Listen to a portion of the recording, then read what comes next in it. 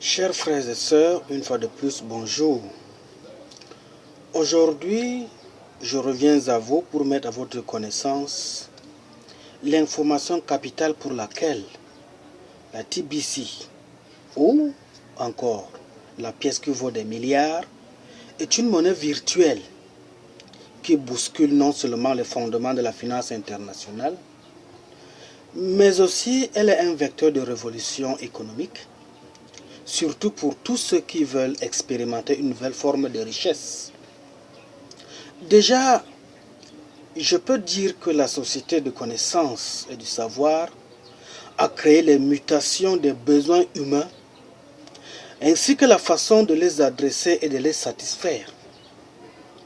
Ceci a favorisé, par le développement de nouvelles technologies et de l'électronique, lequel a raffiné la révolution industrielle intervenue il y a près de 2 siècles aujourd'hui. Depuis lors, les biens physiques et virtuels se côtoient. La distance n'est plus un obstacle pour l'action. Ce nouveau paradigme du XXIe siècle a pris le vocable de l'économie numérique dont notre TBC fait partie. Mon objectif aujourd'hui sera de déterminer dans quelle mesure la monnaie électronique remplit les 3 fonctions de la monnaie, à savoir celle de moyen d'échange, d'unité de compte et enfin de réserve de valeur. Comme je l'ai déjà expliqué plus haut, la monnaie électronique est un instrument dont la valeur monétaire est stockée dans un support électronique, sur ordinateur, par voie téléphonique, à travers des tablettes. N'importe qui a déjà ouvert son compte, qui a déjà approvisionné son compte qu'on appelle le back-office, est désormais libre et capable de manipuler son argent pour pouvoir faire des transactions sans problème. Bref, il existe 2 principales catégories. D'abord, il y a la monnaie électronique centralisée, c'est-à-dire celle qui est émise et gérée la plupart du temps par une autorité centrale qui la comptabilise dans son passif, à l'exemple du salaire des fonctionnaires et les avoirs bancaires des particuliers, transférés sur carte bancaire, disponible uniquement que dans les guichets automatiques bancaires. L'inconvénient de celle-ci, c'est qu'elle est manipulable. Bien vrai que c'est ton argent, c'est ton salaire, mais comme elle passe par une banque, la banque transfère ça dans ta carte de crédit et tu pars à la banque maintenant au guichet automatique tchouké pour pouvoir entrer en possession de ton argent. Mais le simple fait que cet argent passe d'abord par une banque, laquelle aussi impose ses intérêts, ce qui fait en sorte que l'argent qui te parvient n'est pas forcément la totalité de ce que tu attends. Ou bien par exemple, si tu es homme d'affaires, tu as ouvert un dépôt bancaire, on va t'imposer les agios, on va t'imposer telle taxe, telle taxe, telle taxe. Et au moment où tu rentres maintenant en fin d'année pour entrer en possession de ton argent, tu te rends compte que ce n'est pas le même montant que tu as déposé qui est égal au bénéfice que ça pouvait générer, mais plus tu vas te rendre compte à ton dépens que ton argent a diminué. C'est pour cela que l'avènement de la crypto-monnaie, parmi laquelle la TBC est un maillon essentiel, est devenu un succès qui dérange le système bancaire. Et dérange pourquoi? Premièrement, à cause de l'engouement d'adhésion massif porté sur la crypto-monnaie en général et la TBC en particulier, pose d'énormes inquiétudes dans le monde de la haute finance internationale. Ce d'autant plus que ces derniers parviennent ne parviennent pas à contrôler cette monnaie virtuelle afin de la manipuler par voie de spéculation comme ils ont l'habitude de le faire depuis des siècles. Deuxièmement, considéré comme un mythe, le succès d'une telle monnaie dérange les établissements bancaires et les marchés financiers. D'autant que le TBC permet déjà à certains Africains de faire des transactions financières sans faire recours aux banques. C'est normal qu'ils s'inquiètent parce que pour eux, c'est un manque à gagner. Par exemple, à Douala ou bien au Cameroun, il y a déjà des établissements scolaires, des établissements hôteliers, des prestataires de services en divers lieux dans la ville qui acceptent des transactions à hauteur de 50% TBC, 50% francs CFA. Ça veut dire que si tu veux inscrire ton établissement dans un établissement dans ton enfant dans un établissement à Douala qui est partenaire avec la TBC, si la scolarité est égale à 100 000 francs, tu inscris l'enfant, tu calcules le pourcentage à hauteur de 50%, tu vires ça au nom de cet établissement en TBC et le reste de 50%, tu payes en francs CFA. À Yaoundé et Kribi, il existait déjà des projets immobiliers dont les transactions s'effectuent en ligne entre les membres de la communauté TBC. Pour le cas du Nigeria encore, c'est le haut niveau, ce que les Anglais appellent le upline. C'est-à-dire qu'au Nigeria, la TBC est acceptée dans certains établissements à 100%. Elle est utilisée aussi partiellement quand même au Kenya, dans certains pays australes. Certains pays d'Afrique australe, autant pour moi. L'insomnie donc et l'agacement de l'Europe à cause de cette monnaie qui dérange. Je vais vous relever un petit détail. En France, la CIC a récemment décidé de fermer les comptes de la société Macarajan, qui est intermédiaire d'un site MTGOX, qui est spécial dans l'échange de monnaies virtuelles. Donc, le gendarme de la finance français a constaté que il y a eu 500 transactions par jour effectuées dans la monnaie virtuelle, ce qui a créé un énorme déficit financier au niveau des banques classiques françaises. Pour le moment, la justice a tranché en faveur de la monnaie qu'on appelle sans odeur, parce que les détracteurs, pour mieux mettre en péril la valeur de la TBC, ont estimé que non, tout ce qu'on appelle monnaie virtuelle là, c'est une monnaie sans odeur, une monnaie qui n'a pas, tu ne peux pas sentir, parce qu'ils veulent l'odeur l'argent qu'ils manipulent. Donc, le patron de Macaraja, lui estime que le Bitcoin n'est qu'un bien immatériel créé gratuitement à partir d'un logiciel gratuit, ne constituant pas un titre de créance et n'ayant pas de contrepartie. D'où, pour éviter de tomber dans ce piège que le Bitcoin avait commis par le passé en s'inscrivant dans la bourse, cette fois-ci TBC, son promoteur ayant pris connaissance de la manipulation, a décidé que non, aujourd'hui il faut mieux que cette monnaie qui est la TBC soit autonome sans toutefois passer par une transaction de marché financier. Puisque la menace que représente une monnaie est donc bien tangible pour le système monétaire, surtout à l'heure où la monnaie fiduciaire, c'est-à-dire la monnaie que nous sommes en train de manipuler, est devenue actuellement d'une manière vacillante. Aujourd'hui, on vous dit que non, le dollar est en chute libre, l'euro est en chute libre, finalement, personne ne maîtrise rien. Raison pour laquelle je voudrais nous dire une chose sur la marge de manœuvre de la TBC.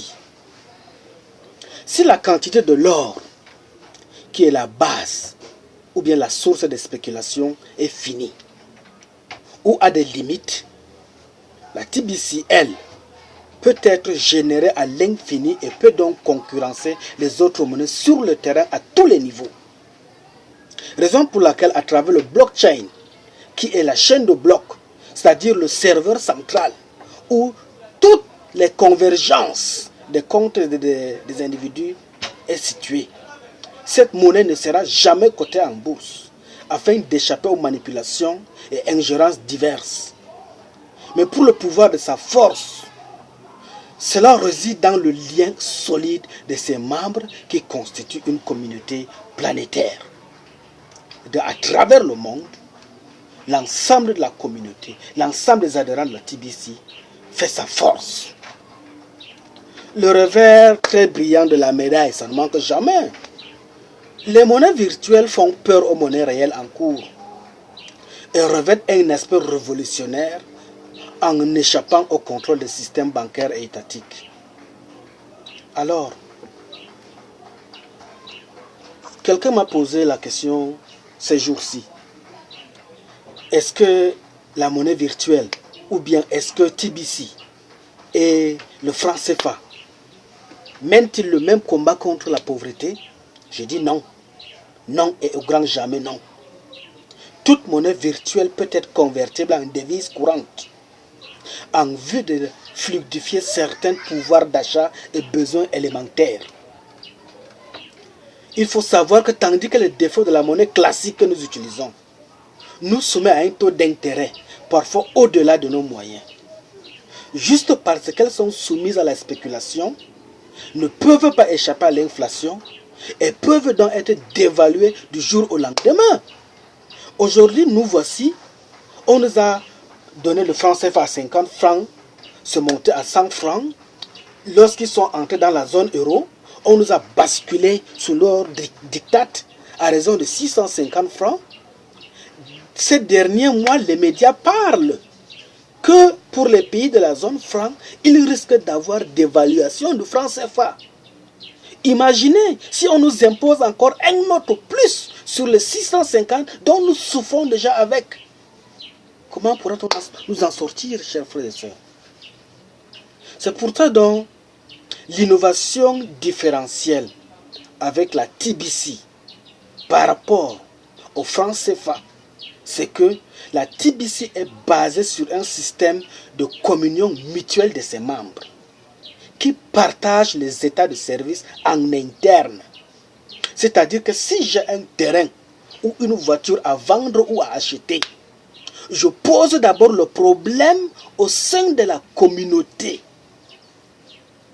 des Tibiciens. Et comme c'est une monnaie partagée à travers le monde entier, si j'ai un membre tibicien en France, en Angleterre, en Inde, je ne sais où, même en Philippines, s'il a ce matériel dont j'ai besoin, il va juste m'envoyer un message, on va entrer en communication, on va essayer de voir les procédures d'achat et d'expédition de la marchandise, je lui envoie le montant sollicité et il me renvoie la marchandise. C'est là l'importance de la TBC par rapport à la monnaie, par rapport au franc CFA. Et la transaction se fait entre les deux clients sans toutefois émettre de dépenses. On préfère l'or et l'argent parce que ce sont les sonnantes trébuchantes. Mais le pari d'implanter une TBC n'est pas aisé aussi. Si elle intéresse une clientèle marginale, elle est ciblée par la majorité des épargnants, habitués aux actifs tangibles d'une part, et qui aiment sentir des espèces sonnantes et trébuchantes dans sa poche. Par contre, aux États-Unis, les porte-monnaies n'existent pratiquement plus. Il existe des cartes de crédit. Aucune pochette n'est réservée à la monnaie. Les cultures de la monnaie vont avec notre histoire qui est riche pour nous Africains. Même si nous les Africains, certains utilisent de plus en plus leurs cartes de crédit pour le cas de fonctionnaires bien sûr, ou bien les hommes d'affaires qui ont les comptes bancaires. Ils aiment quand même bien avoir un peu de l'argent liquide à portée de main pour faire jouer la vie, pour libérer les petits besoins, ce qu'on appelle les besoins courants. Déjà, depuis nos ancêtres, nous n'avons jamais soutenu une devise papier, étant donné que les échanges étaient effectués à travers les courriers, etc. Mais avec la colonisation qui nous a été soumise au diktat monétaire, nos besoins sont habitués immédiatement avec pour seul effet le cash dans nos poches. D'abord, et le reste suit après. Pour nous, l'or reste et demeure le seul, ou bien la valeur tangible qui lui est propre, et c'est depuis son existence. Car seul l'or a toujours été une monnaie de trafic. Donc avec la TBC, la seule chose intéressante dans cette monnaie virtuelle est qu'elle n'est pas régulée ni par un État, ni par aucune banque. C'est une monnaie libre qui, dans cette mesure, ne peut pas être manipulée. Maintenant, revoyons un peu les différentes marges de manœuvre. Je venais de vous expliquer que la monnaie a deux phases. Il y a celle qui est centralisée, c'est-à-dire qui passe à travers une banque avant de te parvenir à travers ta carte bancaire ou bien ta carte de crédit. Regardons d'abord l'enjeu de celle centralisée. Intéressons-nous tout d'abord à la monnaie électronique centralisée. Il s'agit d'une valeur monétaire stockée sur un support électronique, émise contre une remise de fonds et acceptée comme un moyen de paiement par des entités autres que son émetteur. Cette définition est utilisée par de nombreuses institutions, dont les banques centrales de différentes nations et la Banque des règlements internationaux. Ce qui fait la particularité de la monnaie électronique centralisée, c'est qu'elle est émise par une autorité centrale qui comptabilise sa valeur dans son passif. Prenons à titre d'exemple les cartes prépayées Visa ou bien la Mastercard. Il n'est pas question ici de faire la publicité. Je donne juste un exemple.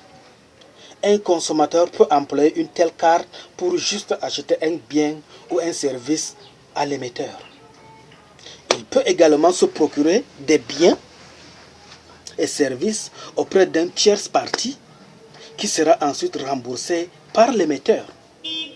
Enfin, il lui est parfois possible d'échanger la valeur monétaire stockée sur sa carte bancaire contre de l'argent comptant à un guichet automatique bancaire. Par exemple, dans ce cas, l'émetteur remettra à l'institution financière la somme correspondante. Une autre caractéristique importante de la monnaie électronique est sa polyvalence. Cet attribut la distingue de certaines cartes prépayées dont l'utilisation est restreinte. Prenons par exemple la carte pour le paiement des transports interurbains dans le bus, utilisée dernièrement par la société Steci dans la ville de Yaoundé au Cameroun. Elle est émise à l'origine pour faciliter juste le paiement à bord des moyens de transport en commun dans la cité capitale. C'est aussi le cas avec la carte Visa et bien d'autres. Au fil des temps, les détaillants ont été de plus en plus nombreux à accepter les paiements effectués par cette carte, à un point tel qu'aujourd'hui, les gens s'en servent pour régler de multiples achats et pas seulement leurs frais de déplacement. Une valeur monétaire est donc préalablement stockée sur la carte, qui devient ainsi un élément passif pour l'émetteur.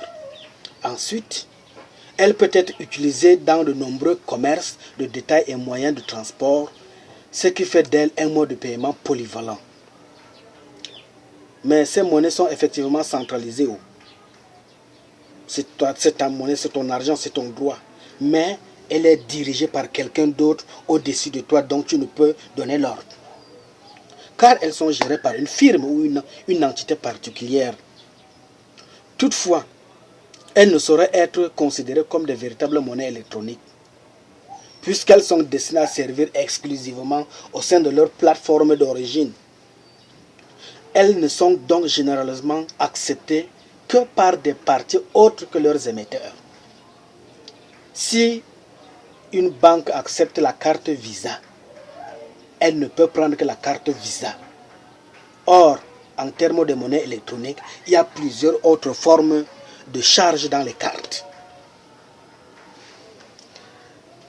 La monnaie électronique décentralisée, abordons maintenant la question des monnaies, lesquelles qui sont décentralisées bien sûr, dont le fonctionnement diffère considérablement de celui des monnaies électroniques centralisées. Pour le cas de la TBC est une monnaie décentralisée par rapport au franc CFA qui est centralisé, c'est-à-dire géré par une banque ou bien une institution financière. Pour le cas de la TBC, la principale différence est qu'il n'y a pas d'entité émettrice à l'origine de ces monnaies, ni banque centrale qui commande ton compte, ni institution financière qui te dicte ce que tu dois faire avec les procédures de retrait ou de dépôt. Elle est émise de manière décentralisée dans un réseau informatique de pair à pair sur lequel personne n'a autorité et dont les utilisateurs sont en rapport direct les uns avec les autres, un peu comme dans un site de communication mutuelle et permanent. Le Bitcoin au départ, étant l'une de ces monnaies électroniques décentralisées, a fait son apparition en 2009, comme je l'ai expliqué tantôt, et maintient son titre actuel de doyen. Depuis quelques 200 monnaies semblables, appelées crypto-monnaies, ont vu le jour, donc bon nombre au cours des derniers mois. Parmi elles, le TBC, qui est certes récente, mais présente des particularités qui sécurisent les comptes de ses utilisateurs. Puisqu'il s'agit de l'exemple le mieux connu, je commencerai donc par décrire le Bitcoin, puis je tâcherai de faire ressortir les différences et les similarités qu'il présente avec les autres crypto-monnaies. Avant la création du Bitcoin, cette monnaie électronique décentralisée était perçue comme un problème théorique insoluble par plus d'un expert à raison d'un phénomène de la double dépense. Je m'explique. Dans le cas de Bitcoin, qui est le major des monnaies électroniques, le livre comptable est partagé entre les utilisateurs du réseau, qui ont confiance en sa validité, malgré l'absence d'une tierce partie fiable, parce que celui-ci fait appel à des procédures cryptographiques. Il s'agit d'une innovation majeure dans le domaine technologique de l'information. Cela a permis de créer une monnaie sans émetteur qui ne constitue aucun élément de passif pour une entité quelconque, et donc il n'incombe à personne de rembourser la valeur monétaire. L'appellation crypto-monnaie provient donc du fait que tout ce système repose sur la cryptographie. Parlons un peu de l'évolution de la monnaie électronique. Comme le sait toute personne, les systèmes de paiement évoluent au gré des besoins de la société auxquels ils répondent. Là, tout le monde le sait. Dans ce contexte, il est clair que les monnaies dites numériques ou électroniques et d'autres innovations similaires s'inscrivent dans cette ligne historique. Avant de traiter quelques-unes de ces innovations, je commencerai par définir des notions fondamentales liées à ce que nous entendons par monnaie. C'est quoi la monnaie? La monnaie est une devise qui a trois fonctions. D'abord, c'est un moyen d'échange généralement accepté. C'est-à-dire, on peut échanger des francs CFA, de l'euro, le dollar ou toute autre forme de monnaie contre un café ou un sandwich. Tu peux acheter tout ce que tu veux avec le franc CFA, l'euro ou le dollar ou bien toute autre forme de monnaie à travers le monde. Et le vendeur du café ou bien le vendeur de la marchandise que tu veux acheter peut à son tour utiliser cet argent qu'il reçoit pour acheter d'autres biens. Cette notion d'acceptation générale est un attribut essentiel de la monnaie dans notre société actuelle. La monnaie aussi sert d'unité de compte, c'est-à-dire elle aide à comparer la valeur des différents biens.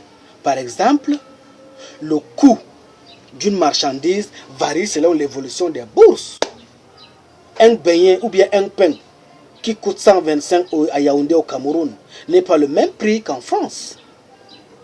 La monnaie peut enfin servir de réserve et de valeur.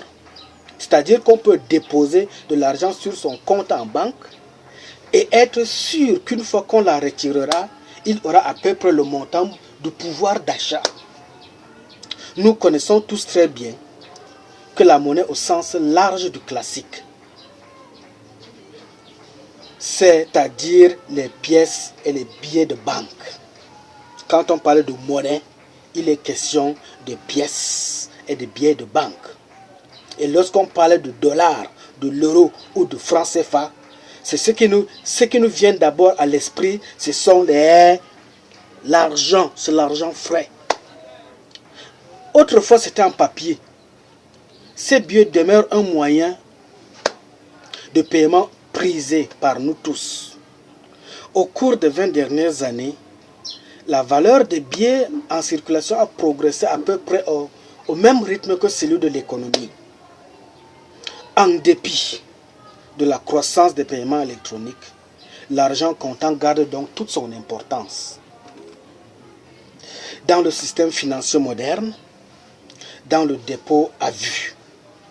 Dans le système monétaire de finance internationale, les gens déposent habituellement leur argent dans le compte en banque. Cet argent est libéré dans la monnaie nationale et émis par des institutions financières réglementées, au moyen des prêts qu'elles consentent et des dépôts en vue qu'elles créent. Chers amis, nous allons aborder un autre volet qui est celui de la catégorie des paiements électroniques. Les innovations continuent à fleurir dans ce domaine. Ces améliorations sont dues essentiellement à l'évolution des besoins et des attentes des consommateurs ainsi qu'aux avancées technologiques. Fait important à souligner, les paiements électroniques sont du ressort des banques et autres institutions de dépôt qui sont assujetties à une réglementation prudentielle.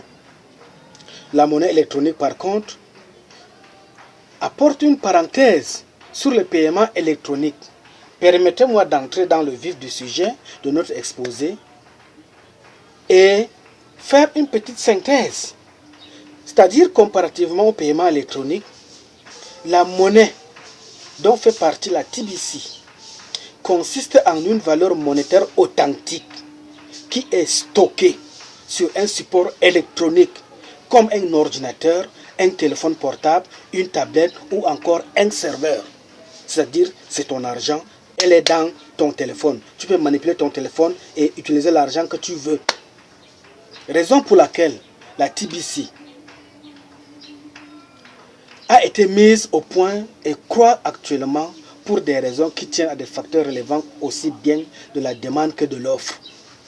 En ce qui concerne les facteurs de demande, le commerce en ligne a créé le besoin chez les usagers de pouvoir consommer à distance à l'aide de technologies de télécommunication, bien que les paiements et les moyens de paiement électroniques comme les cartes de crédit sont utilisés pour le commerce en ligne.